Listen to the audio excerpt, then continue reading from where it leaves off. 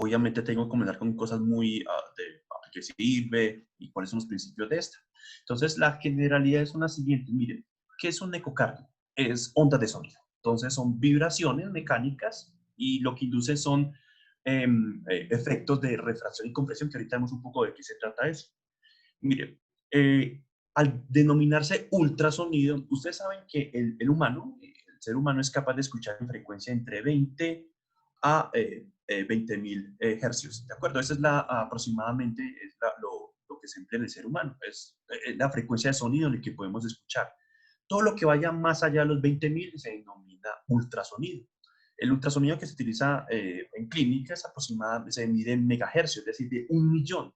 A diferencia de los 20.000, esto sí estamos hablando de niveles de entre 1.000.000 a 20 millones de hercios, es decir, entre 1 a 20 megahercios. Y es aproximadamente lo que se emplea en clínica. Entonces es bastante alto. Entonces, las ondas de sonido, ustedes van a ver que ya se pueden describir en estos términos, que son de frecuencia, velocidad de propagación, longitud de onda y amplitud. ¿Qué es eso? Miren, las ondas, ustedes siempre van a ver un dibujito de esta manera. Entonces, muchas veces van a poner unas flechitas que son las siguientes. Uno que es lambda, que es la longitud de onda, es la distancia entre cresta y cresta. La amplitud, que es esta y que se mide en decibeles. La velocidad de propagación, sencillamente, miren cómo se movilizan estas ondas. Y la frecuencia es la cantidad. Y lo que ya les hablé, estamos hablando de que se mide en hercios. ¿De acuerdo? Es la frecuencia de la transmisión. ¿De acuerdo? Y se mide en hercios. En el caso del ultrasonido, pues en megahercios. 1.000.000, es de millones, la verdad, la frecuencia. Entonces, con respecto a, eso es con respecto a la frecuencia. Con respecto a la velocidad de propagación, sencillamente, velocidad de propagación, recuerden ustedes que la velocidad del sonido, lo que uno siempre cuenta es de 1.540 metros por segundo. Sin embargo, recuerden ustedes, por física de colegio, es que depende de que del medio donde se transmita.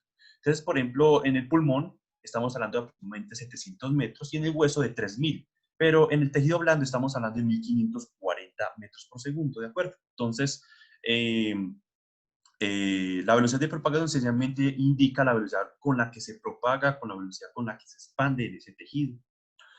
Obviamente, entre más sólido, pues la velocidad es mucho mayor, por eso es que en sólidos se transmite mucho más rápido en comparación con el aire. La longitud de onda es esto, recuerden ustedes, la distancia entre cresta y cresta, y es una relación sencillamente entre la frecuencia y la velocidad de propagación, ¿de acuerdo? Y es una relación muy interesante por una razón. Ustedes van a encontrar que estos dispositivos manejan unas reglas muy interesantes. La siguiente regla se aplica. Dispositivos que tienen una alta frecuencia obviamente mandan una gran cantidad de ondas. Si se dan cuenta, miren que mandan muchísimas. Al mandar muchísimas, ¿qué pasa? La longitud de onda, vamos a ponerla como lambda, es mucho más corta. Y al ser mucho más corta, ¿qué pasa? Da mucho mejor definición. ¿Listo? Entonces, uno de esos traductores que tenga una frecuencia muy alta tiene una longitud de onda mucho más baja, por lo tanto, tiene una mejor definición, ¿de acuerdo? Cortando, no es baja, sino corta. ¿Listo? Una longitud de onda corta. Los que tengan, los que tengan una baja frecuencia, sencillamente mire que lo mandan de esta manera. Por lo tanto, ¿qué pasa con la longitud de onda? La longitud de onda es mucho más larga. Por lo tanto, es por penetración, es decir, penetra mejor el tejido. ¿De acuerdo? Entonces, más o menos funciona de esta manera. Y la amplitud, eso es como para que recuerden más o menos cuando les estén hablando y no estén en chino cuando les hablen sobre este tipo de aparatos. Y la amplitud se mide en decibeles. Y recuerden ustedes que los decibeles son logaritmos. Al ser logaritmos es falso, o cuando le dicen, mira, ese sonido 40 decibeles es el doble de 20 decibeles. No, no. Así, ¿verdad? Recuerden que al ser logarítmicos estamos hablando de escalas de 10 Por lo tanto, cuando es de una diferencia entre 20 y 40, estamos hablando de que la diferencia es de 100 veces. ¿Listo? Entonces, son escalas logarítmicas. O, por ejemplo, en el caso de 30 y 60, son de 1000 veces, más o menos, y la amplitud se mide en decibeles. En decibeles. ¿De acuerdo? Ok. Esto es corto. Eh, lo, el sonido funciona de diferentes maneras con entonces puede ser por medio de reflexión, que es la manera que mejor se capta la señal y sencillamente es una señal que es directa. Ustedes se dan cuenta que genera un plano paralelo, completamente paralelo, por lo tanto la señal que envió es la misma que se refleja inmediatamente. La dispersión es que sencillamente hay exactamente que se observa en esta parte, es sencillamente cuando son elementos móviles, se cambia la señal en diferentes direcciones, se dispersa en diferentes direcciones. La refracción, que la vemos aquí, sencillamente es que cambia de dirección el sonido y esto hace diferentes efectos en el ecocardio, entre ellos una doble señal. Y la atenuación es que obviamente hay tejidos que atenúan la señal, la hacen mucho más débil, ¿de acuerdo? Ok, ahora vamos a hablar ya directamente con el transductor y con la señal que tiene el ecocardio. Entonces, el principio básico es el siguiente. Miren, el ecocardio, al mandar una onda de sonido, lo hace de manera en especie de un corte. ¿Listo? Una lámina muy delgada y de esa manera es capaz de cortar el corazón. Entonces, al cortar de esa manera el corazón, somos capaces de ver las diferentes estructuras cardíacas. Ustedes se van a dar cuenta que en esta ecocardiografía, la que vamos a, que es en 2D, ustedes tienen que reconstruir mentalmente las imágenes tridimensionales. No es difícil, lo que ustedes es que requiere práctica, pero es sencillamente tener muy en cuenta las estructuras cardíacas y a partir de eso ustedes son capaces de reconstruir tridimensionalmente en su cerebro las alteraciones. Y existen unas cosas que son movimiento relativo cardíaco, que no me voy a atender en esto, que es sencillamente los diferentes planos que uno puede obtener dependiendo del movimiento del transductor y obviamente el corazón per se. Ok. Importantísimo esta última parte. Miren, siempre que ustedes les hablen de ecocardio, les van a hablar de cómo va a ser cortado el corazón. Recuerden que usted pone un transductor, es decir, es sencillamente el aparato, el dispositivo, y él manda un flujo laminar, manda una lámina, y esa lámina corta el corazón. O sea, corta obviamente en el sentido del plano que muestra. Pero obviamente, siempre que van a hablar de cortes, usted tiene que hablar del tipo de corte que tiene. Y por favor, no olviden estos términos porque los van a escuchar muchísimo en imaginología, y son inicialmente el plano ortogonal. ¿Qué es un plano ortogonal? Un plano ortogonal sencillamente es que son perpendiculares, son planos perpendiculares, es decir, forman entre sí 90 grados y se denomina ortogonal sencillamente porque ustedes ven que hay un plano que forma 90 grados con el uno y 90 grados con el otro. Entonces, sencillamente se llaman planos ortogonales. Es casi un sinónimo de perpendicularidad. Lo que sé es que en este caso es porque el ortogonal, uno ya sabe que con un plano, donde se encuentran los otros planos perpendiculares. ¿De acuerdo? Uno para hablar de perpendicular tiene que hablarlo con respecto a otro plano. Entonces, ese es un término de ortogonalidad y lo vamos a escuchar.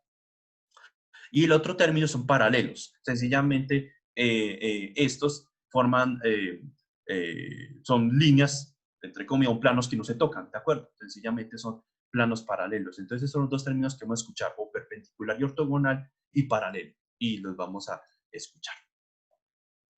Ok. Como ya les hablé de los planos, entonces yo les dije, bueno, él manda un corte, eh, y este corte obviamente nos muestra determinadas posiciones o determinadas estructuras cardíacas. Entonces, sencillamente, la vista que vamos a ver hoy única y exclusivamente es la de plano de eje mayor. Y ocasionalmente vamos a ver una aquí adicionales, pero esas adicionales yo más o menos les explico de qué se trata. No es complicado. Sencillamente es para que se metan en la cabeza cómo se observan estos planos. Entonces, sencillamente los planos estándar que se emplean son el eje mayor, que sencillamente toma el ápex y la base cardíaca, el eje corto, que sencillamente en este caso toma la base cardíaca. La base, estamos hablando de donde aparece la válvula aórtica y la válvula pulmonar. Los planos de eje corto que son sencillamente son ortogonales al eje corto. Plano de 4 cámaras y plano de 2 cámaras. El de 4 cámaras toma los 4 cámaras, es decir, ventrículos y aurículas y ventrículos, y plano de 2 cámaras que sencillamente puede tomar en la parte derecha o la parte izquierda, dependiendo. Y muchas veces estas son ortogonales entre sí. Eh, eh, aquí está duplicado plano de eje corto, son 4. Este y este está duplicado plano de eje corto. Pero sencillamente eso, plano de eje corto sencillamente toma en la base, pero especialmente en la base, en la parte de las válvulas, ¿de acuerdo? Pero el que vamos a ver es plano de eje mayor, el que vamos a ver en la mayor parte, ¿de acuerdo? Esto todavía está muy teórico, entonces ahora sí vamos a pasar como algo más práctico para que veamos. Estos son los diferentes planos. Miremos aquí sencillamente un plano en el que se encuentra de eje mayor, un plano en el que se encuentran 2 cámaras, un plano de eje menor y un plano de las 4 cámaras. ¿De acuerdo? Entonces, 4 cámaras, eje mayor, 2 cámaras y en la parte del eje menor. ¿De acuerdo? Miren, si se dan cuenta, estos dos son ortogonales entre sí. Entonces, miren que aquí aparecen los diferentes planos y uno moviendo el transductor comienzan a aparecer los diferentes planos. Van a encontrar literatura, algunos, esto es mucho más estricto en el sentido donde se tiene que pasar el plano, porque muchas veces dice, bueno, el de 4 cámaras tiene que pasar el ápex, tiene que pasar parte de para la órtica, para la válvula aórtica, para comenzar a hacer este plano, pero si se dan cuenta, uno a medida que vamos viendo el transductor, aparecen diferentes planos. ¿Listo? Entonces, lo que estoy diciendo en parte muchas veces no es totalmente estricto, pero porque eso tiene unas definiciones, pero es para más con motivos de la charla, ¿de acuerdo? Eso no me interesa tanto. Y esto sí, el que vamos a ver hoy mucho para ver las enfermedades es del eje largo. Entonces, el eje largo vamos a ver las diferentes estructuras. Este no tanto me interesa, sino me interesa mucho más este. Entonces, vamos a ver, aquí se encontraría el transductor. Aquí, si aquí se encuentra el transductor, aquí se encontraría, mire, que manda una señal en forma de corte, es una señal laminar, y esta señal laminar sencillamente aparece en forma de triángulo. Miremos que en la parte superior del triángulo aparece la parte anterior y la parte de la base del triángulo aparece en la parte posterior del corazón. Entonces aquí encontraríamos la cavidad derecha, el septo interventricular, y el septo interventricular, mire que se continúa con la parte de la pared aórtica, la válvula mitral. Obviamente aquí se encontrarían tanto el músculo papilar y las cuerdas tendinosas, la aurícula y el ventrículo izquierdos y la pared posterior y el seno venoso, y aquí se encontraría la aorta descendente, ¿de acuerdo? Entonces, ahorita lo vamos a ver en este momento.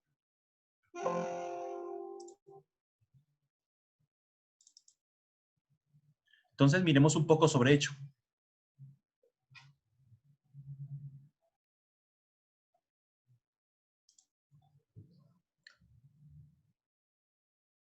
Entonces, sencillamente para uno ubicar el transductor para originar el eje mayor para external, sencillamente ubica el transductor entre la tercera y la cuarta costilla y se encontraría en línea con el esternón.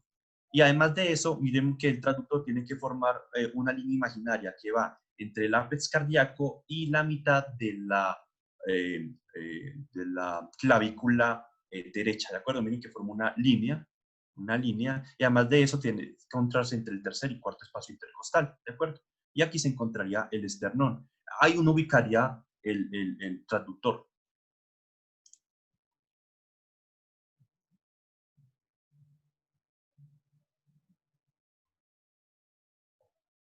¿Listo? Miremos aquí cómo se ubica bien el transductor. Miremos aquí se encontraría la clavícula, aquí se encontraría el ápex, y miren la ubicación.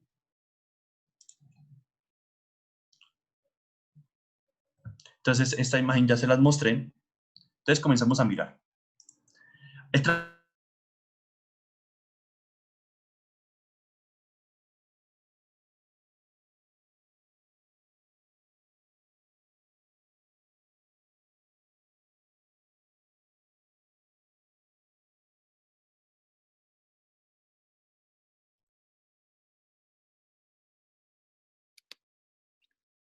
Muchachos, creo que el doctor está teniendo problemas de conexión, entonces espérenos un La momento. válvula aórtica, Doctor, eh, qué pena. Se le sí. cortó desde que iba a empezar la imagen, o sea, apenas cambió Bueno, el video. Es que, listo, no hay problema. Ven, yo nuevamente gracias, coloco aquí. doctor. Entonces, el transductor se encuentra en esta zona. Entonces, las cavidades derechas se encontrarían acá. Aquí se encontraría especialmente el ventrículo derecho. Aquí se encontraría la parte de la aurícula izquierda, el ventrículo izquierdo y la aorta. Miremos las válvulas. Aquí se encontraría cómo se mueve, la válvula mitral. Aquí y aquí está la parte anterior, está la parte posterior. Y aquí se encontraría la válvula aórtica, ¿de acuerdo? La válvula aórtica, recuerden ustedes que está compuesto de tres partes. Miremos aquí aquí se ve mucho más, adelante un poco el video y les muestro.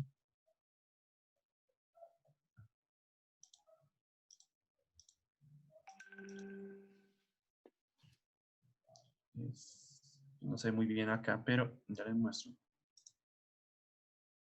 Miren acá. Entonces, miremos que aquí está la válvula aórtica. La válvula aórtica, ustedes dicen, bueno, pero aquí yo veo dos partes. Lo que sucede es que por el plano de corte yo no logro ver la otra parte de la válvula, pero está compuesta de tres zonas. La primera es esta, que es la parte derecha, la válvula derecha. Esta depende del plano de corte, pero puede ser entre una que se denomina no coronaria o la izquierda, dependiendo, muchas veces queda muy por fuera, queda lateralizado, entonces no soy capaz de ver la otra válvula. Sin embargo, son tres, ¿de acuerdo? Miremos aquí cómo se mueven esta parte de la válvula aórtica, miren cómo se mueve. No, generalmente no se ve. Se ven personas muy flaquitas o cuando hay algún tipo de engrosamiento. Aquí se encuentra la válvula mitral y la válvula mitral es bastante interesante. ¿Por qué? Porque recuerden ustedes que la válvula mitral tiene dos uh, eh, ok, nótese de que la diástole ventricular tiene dos fases, una fase de llenado rápido y otra fase de llenado lento, o muchas veces la van a encontrar como una fase temprana y una fase tardía. Entonces, la válvula mitral tiene dos momentos muy interesantes. Este primer momento, miremos acá, este primer momento, miremos aquí, es una fase de llenado pasivo, o en este caso temprano. Entonces, sencillamente pasa la sangre directamente de la aurícula hacia el ventrículo sin contracción de la aurícula. Sencillamente pasa directamente la sangre y mire la apertura tan amplia de la válvula mitral. Cuando, ¿Qué pasa en este momento? Ya la aurícula, el ventrículo se llena. Al llenarse, sencillamente, lo que pasa con la válvula es que la válvula comienza a devolverse. Tiene que se devuelve y se intenta cerrar. Pero en ese momento, ¿qué hace la aurícula? Hace una contracción. ¿Y qué pasa en ese momento? La válvula se vuelve a abrir. Ya vamos a ver en ese momento. Vemos que él se intenta cerrar la válvula mitral.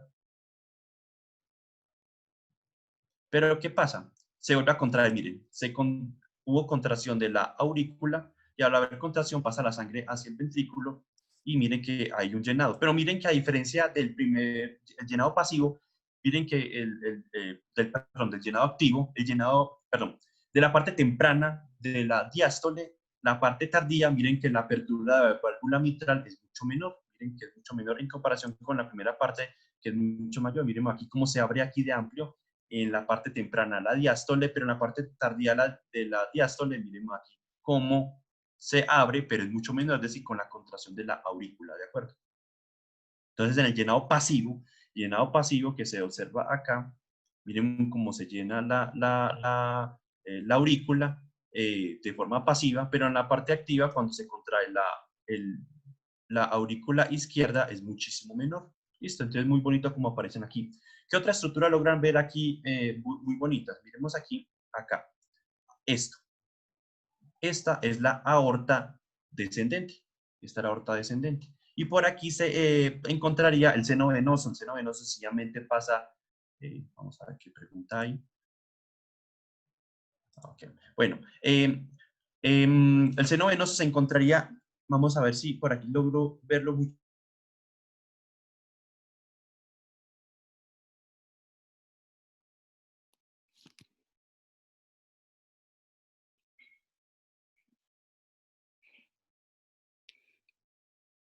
Muchachos, creo que al doctor se le volvió a ir la conexión, pero les estaba diciendo que si alguno tiene alguna pregunta puede hacerla de una vez por el chat. Y si pues es algo puntual de alguna imagen, pues el doctor la puede resolver ahí mismo, ¿listo? Doctor, creo que se le fue el audio.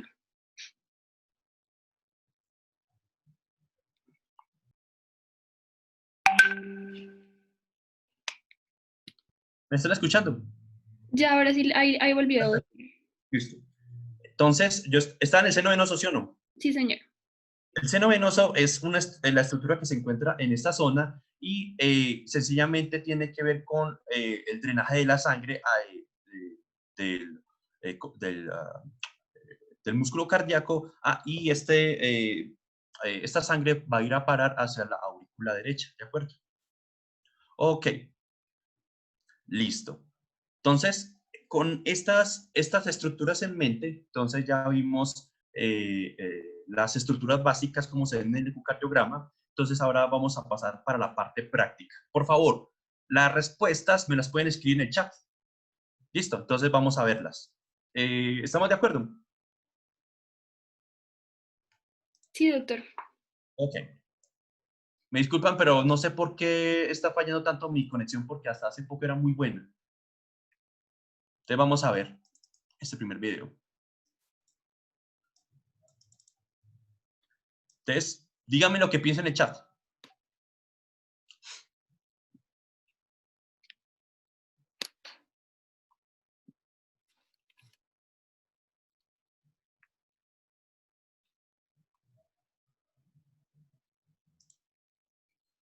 Se lo vuelvo a poner.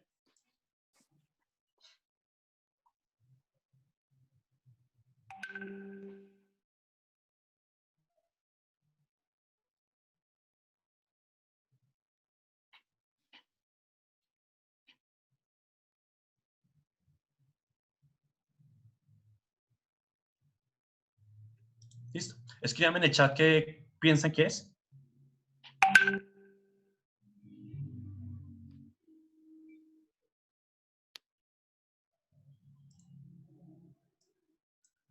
Ninguno.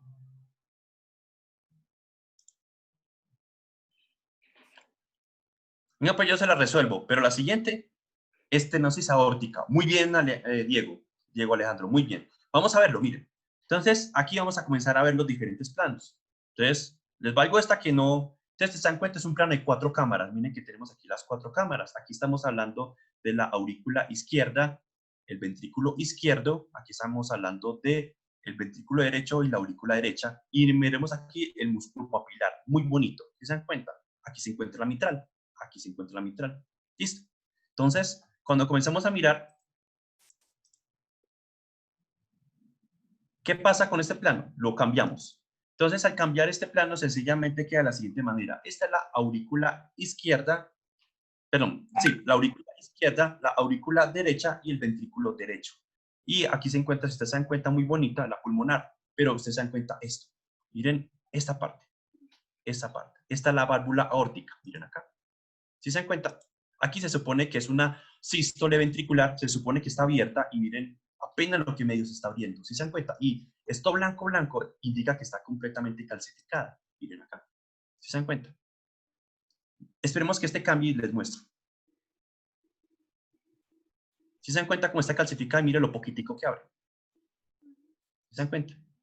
Entonces, por favor escriban en el chat, ¿cuál es la causa más común de estenosis aórtica? La causa más común de estenosis aórtica.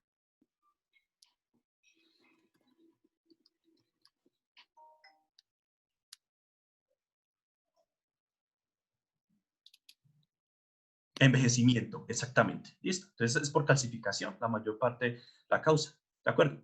Y vamos a mirar una cosa muy bonita. Esperemos que este cambie y les voy a mostrar una cosa que se llama Doppler Color, que ustedes también lo van a escuchar.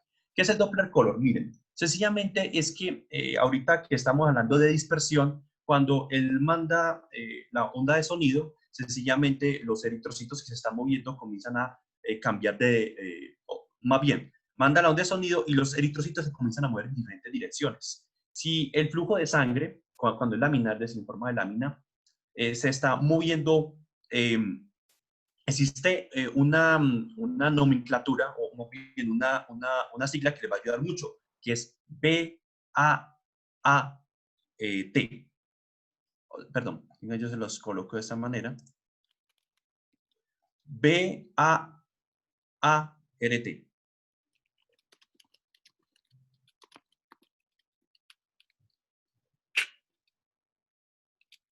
Entonces, ¿qué pasa con esa nomenclatura? Sencillamente, ¿qué es? Cuando el flujo laminar se aleja, se vuelve azulito. De BA significa blue away, se va. RT, BART, BART, se me olvida la otra, la última. BART, entonces BA, blue away, es decir, el azul se va. RT significa red toward, es decir, el rojo viene. Entonces, todo el flujo que se acerque al traductor es rojo y el que se aleje es azul. Entonces, ¿qué pasa? Cuando ustedes ven aquí que aparece como azul, rojo y amarillo, indica que este flujo es turbulento. Entonces, el turbulento es porque está intentando pasar la sangre. ¿Por qué? Por un orificio mucho más pequeño. Entonces, al pasar por un orificio más pequeño, hace un flujo muy turbulento. Miremos acá. ¿Sí se dan cuenta? Miren aquí tan bonito. ¿Sí se dan cuenta que aquí es rojo? Entonces, miren que es porque este se está acercando al traductor. Red toward. Se está acercando al traductor. Pero ¿qué pasa? Cuando intenta irse la sangre por la válvula aórtica, se vuelve así un flujo completamente turbulento. Entonces, se vuelve con estos diferentes colores. ¿De acuerdo? Entonces, muy bonito como aparece aquí. Entonces, recuerden esas siglas. BART. B-A-R-T. B-A-R-T. Blue Away, Red Toward. ¿Listo? Para que recuerden cómo se interpretan los colores en, en el Doppler. De acuerdo. Porque ustedes dirán, bueno, ¿y qué es esa parte del Doppler? Porque es el Doppler color. Recuerden el efecto Doppler. El efecto Doppler, usted lo han escuchado en ocasiones con el efecto de la ambulancia. La ambulancia, sencillamente, cuando ustedes ven que una ambulancia se está acercando a ustedes, el sonido es muy agudo. Y cuando se está alejando, el sonido es grave. Entonces, funciona más o menos similar acá. Entonces, cambia la frecuencia dependiendo si se está acercando o si se está alejando el sonido. ¿De acuerdo? Entonces, recuerden aquí como blue and red. También se utiliza con la luz. Algún momento les explicaré cómo funciona, pero a diferencia de la luz, en la luz funciona todo lo contrario. Lo que se aleja es rojo, lo que se acerca es azul, pero es una explicación muy similar. Es porque recuerden que la luz es una onda y partícula. Pero bueno, eso es una explicación de física diferente. Pero vamos a continuar. Vamos a ver. Vamos con el siguiente video. ¿Estamos preparados? Doctor. Sí, señor. Vamos a ver si con mi clase diagnostican. Listo, los pongo desde el principio.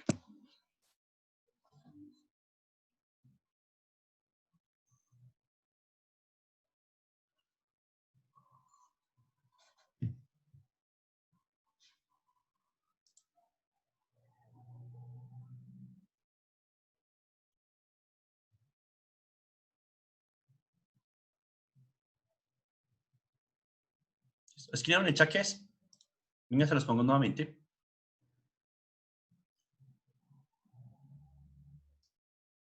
Más que un fenómeno oval es un CIA. ¿De acuerdo? Muy bien, un CIA. ¿De acuerdo? Miremos nuevamente la comunicación intraauricular. Miren aquí la comunicación tan bonita. La comunicación. Y si se dan cuenta, esa aurícula derecha que tiene, ¿cómo la ven? Miren el flujo azul. Recuerden que Blue Away se está alejando del traductor. Si se dan cuenta, miren cómo se aleja. Y tiene parte de también ese flujo turbulento que se ve acá. No se ve muy bien. Bueno, también se ve el flujo turbulento.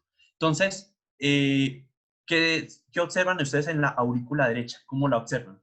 Exactamente, está dilatada, está francamente dilatada y es una de las causas de dilatación de la aurícula derecha. La mayor parte de estas comunicaciones no tienen problema, tienen que ser muy grandes, pero la mayor parte de los pacientes son completamente asintomáticos, ¿de acuerdo? Es una comunicación intraauricular muy bonita. Listo, miren cómo se comunica. Y tiene ese flujo turbulento, pues es que no soy capaz de parar en su momento. Listo. Ok, muy bien, acertaron, muy bien. Vamos a ver, esta estaba fácil. Este estaba fácil. Este es un plano de 4 cámaras, si ustedes se dan cuenta, miren aquí las 4 cámaras. Aquí están las 4 cámaras. Entonces aquí estaría la parte izquierda y aquí está la parte derecha. Aquí está la comunicación. Muy bien. Vamos a ver con el siguiente.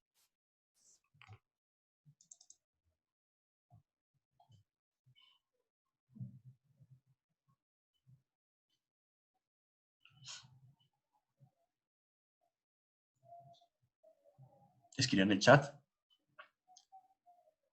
Muy bien, Diego. Muy bien. Una regurgitación mitral. Listo. Es un prolapso, la verdad. Es un prolapso mitral, pero sí hace una regurgitación mitral. Pero en sí es un prolapso de la mitral. Miremos aquí. Muy bonito como aparece, para que lo veamos con más detalle.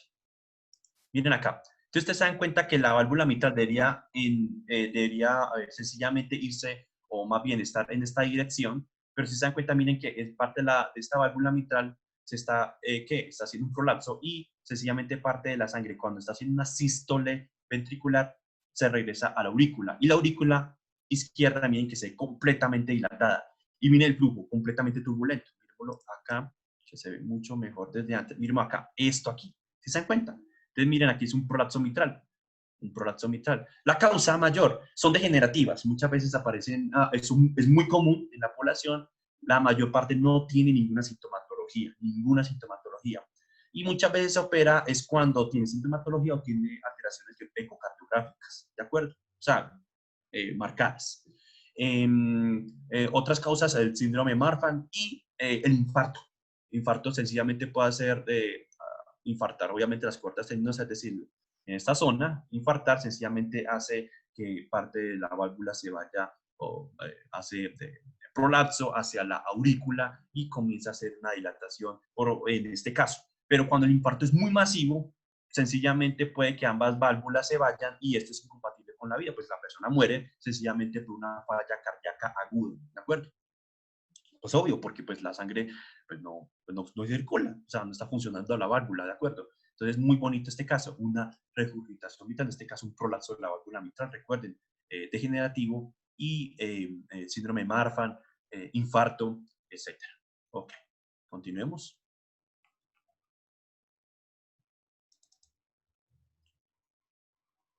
Entonces, este es un plano de 2 cámaras, ¿de acuerdo?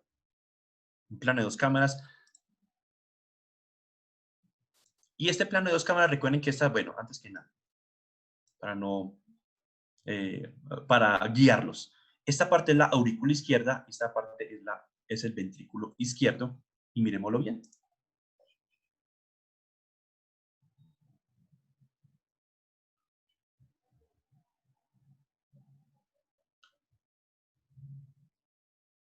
Diagnóstico, este está fácil.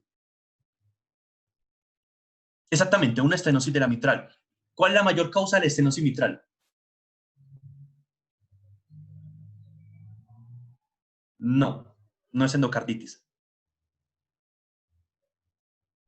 ¿Cuál es la mayor causa de estenosis? Fiebre reumática. Excelente, excelente. Nunca se les olvide, nunca se les olvide, ¿de acuerdo? O sea, en nuestro medio, pues en Estados Unidos era otra cosa, pero en nuestro medio es fiebre reumática, no se les olvide. Y miren una cosa muy bonita, vamos a ver si aprendieron la lección. ¿Qué es esto azul? ¿Esto azul qué indica?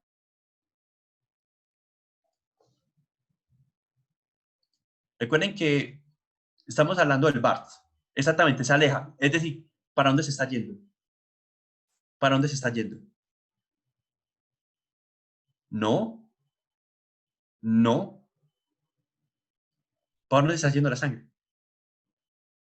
¿Saben para dónde se está yendo? Esto es normal. Esto es normal. Se está yendo sencillamente para la aorta. Miren que se supone que la válvula aórtica, o más bien la aorta, se debe estar muy por acá. Entonces, sencillamente va del ventrículo izquierdo y se está yendo.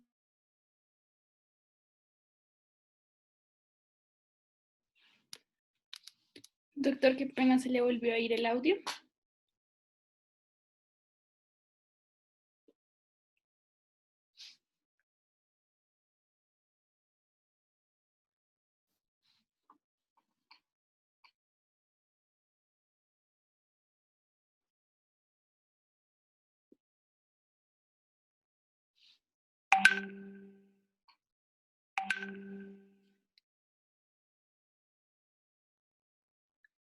Muchachos, creo que perdimos al doctor, pero bueno, esperemos a que se vuelva a conectar. Pues mientras tanto, qué pena que es que yo cuando estaba dando la introducción tenía el micrófono apagado. Pues muchas gracias por estar el día de hoy. Esperamos que pues sea de mucho provecho para todos. Como se dieron cuenta, pues la idea es que estas actividades sean mucho más participativas. Aprovechemos que en realidad pues estamos solo miembros del UNIC, entonces pues no se sientan cohibidos para preguntar, para participar ni nada.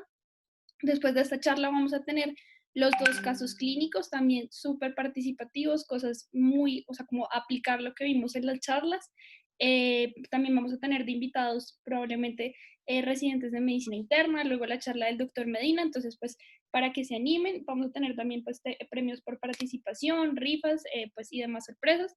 Entonces si no han llenado aún pues el forms, les agradeceríamos que por favor lo hagan como para poder llevar bien la asistencia y eso.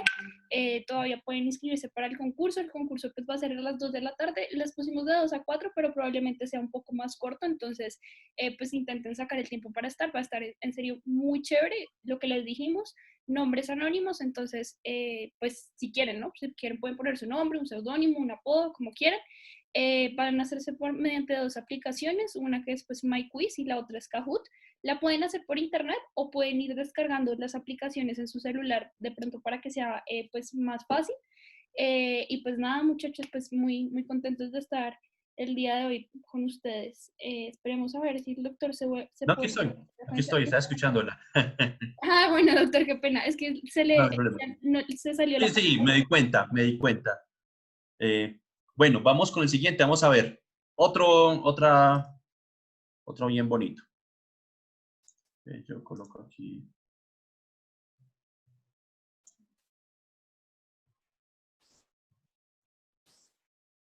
Listo. Entonces,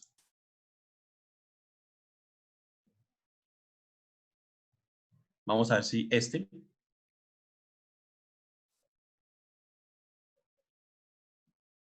Por favor, escriban qué opinan. Ana María dice derrame pericárdico. Ana María, excelente. Un taponamiento cardíaco, un derrame pericárdico. Muy bien. Miremos a ver. Miremos acá, acá. Entonces, ¿cuál es la clínica de un derrame pericárdico?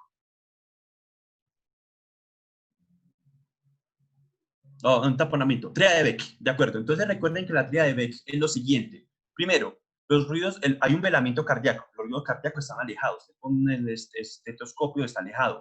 Segundo, regurgitación yugular. Y tercero, hay una hipotensión. Y además de eso, hay una cosa que se denomina pulso paradójico. Y es que es una diferencia mayor de 10 milímetros de mercurio en la inspiración.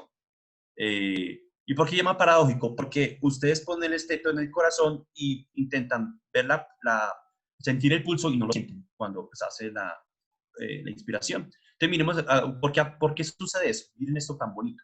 Entonces, ¿cómo se explica este ecocardio? Miren aquí que el líquido, todo el pericardio está lleno de líquido. Miren acá. Miren acá, tan bonito lo siguiente. ¿Por qué ocurre el pulso paradójico? Miren esto.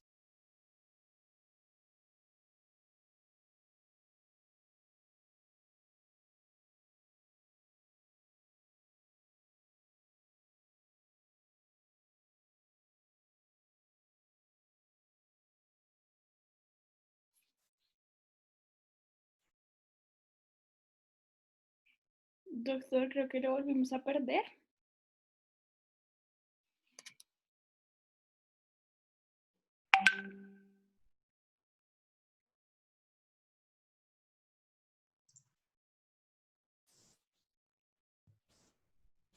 ¿Desde dónde me escucharon? Iba a explicar lo de que por qué ocurría el pulso paradójico, doctor. Listo. Entonces, el pulso paradójico, miren aquí, cuando está en inspiración, miren lo que pasa con el septo. El septo se mueve hacia el ventrículo. Entonces, sencillamente el volumen del ventrículo izquierdo disminuye y aumenta el derecho. Entonces, por eso ocurre cuando estás en inspiración, sencillamente este prolapso se hace mucho mayor del septo. ¿De acuerdo? ¿Por qué? Porque obviamente es esta presión y esta presión que ayuda a una mayor desplazamiento del septo interventricular, ¿de acuerdo? Ok. Y miremos un último, porque faltan 4 minuticos.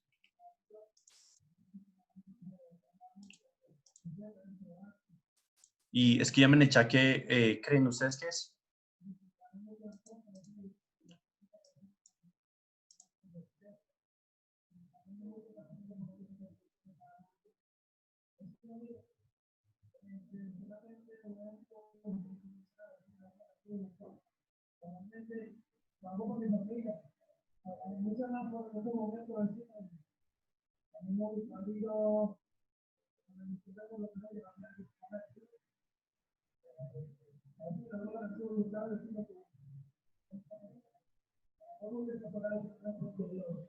¿Qué es?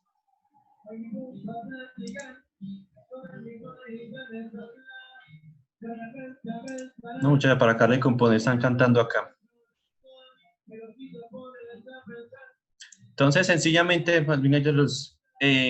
bueno, entonces hay una cosa muy bonita con este caso. Miren una cosa muy bonita desde acá. Ustedes ven acá que aquí se encontraría el ventrículo izquierdo, aquí se encuentra la aurícula izquierda, y ustedes se dan cuenta que están francamente dilatados, francamente dilatados. Y miren que el movimiento del corazón no es muy bueno, miren que prácticamente ni se contrae. Y si ustedes se dan cuenta, además de eso, miren lo que pasa. Hay una insuficiencia, sencillamente parte de esa sangre se regresa. ¿Pero por qué? Porque al dilatarse la aurícula y el ventrículo, sencillamente dilata el anillo, y al dilatar el anillo hace que parte de esa sangre se comience a regresar, ¿de acuerdo? Entonces, sencillamente es un efecto secundario de lo que pasa con esto. Sencillamente se dilata el anillo, hace una insuficiencia de la mitral y parte de ello se regresa. Entonces, es una insuficiencia cardíaca, en este caso global. Se dan cuenta, esto parece como un globito y casi ni se contrae el corazón.